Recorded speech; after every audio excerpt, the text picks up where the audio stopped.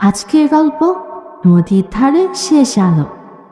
গ্রামের একদম শেষ মাথায় একটা পুরনো খেয়াঘাট।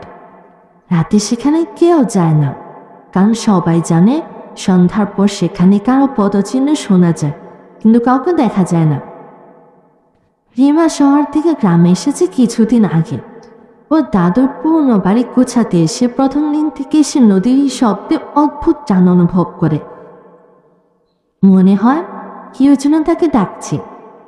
একদিন চাঁদহীন রাতে জানালার ফাঁক দিয়ে রিমা দেখল নদীর ধারে এক টুকরো আলো মিটমিট করছে, যেন কেউ লণ্ঠন হাতে দাঁড়িয়ে আছে।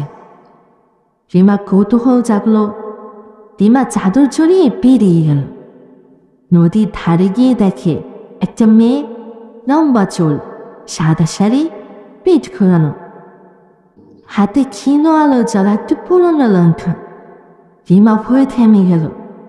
কে তুমি? হঠাৎ মেয়েটা খুব ধীরে মাথা ঘোরালো। তার মুখটা দুঃখে মলিন, কিন্তু খুবই সুন্দর। চোখ দুটো কাদা আর নদীর জল মাখা। সে বলল, আমি আলো রাখি, কিন্তু কেউ আর আমার আলো দেখে না। রিমা কাঁপা গলায় বলল, তুমি কি এখানেই থাকো? মেয়েটা মৃদু হাসল। থাকা না থাকার মাঝে আমি, যারা একা আসে আমি শুধু পথ দেখাই। রিমা তো বিস্মিত। তোমার নাম কি? মেয়েটা একটু থেমে বলল, মায়া। আমাকে একদিন কেউ খুঁজতে আসেনি, তাই নদী আমাকে রেখে দিয়েছে।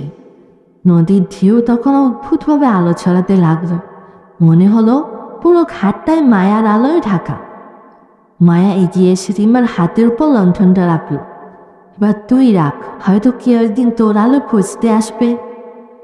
রিমার চোখ নামলো এক মুহূর্তের জন্য, আর উঠে তাকাতেই মায়া নেই। শুধু নদীর উপর ভাসছে এক বিন্দু আলো। পরদিন সকালে ঘাটে গিয়ে রিমা দেখতে পেল বালুর উপর লেখা একটা বাক্য, আলো কখনো মরে না। আর লণ্ঠনটা রিমার হাতেই রয়ে গেছে। আজও সেটা বড় অদ্ভুতভাবে জ্বলে। ধন্যবাদ।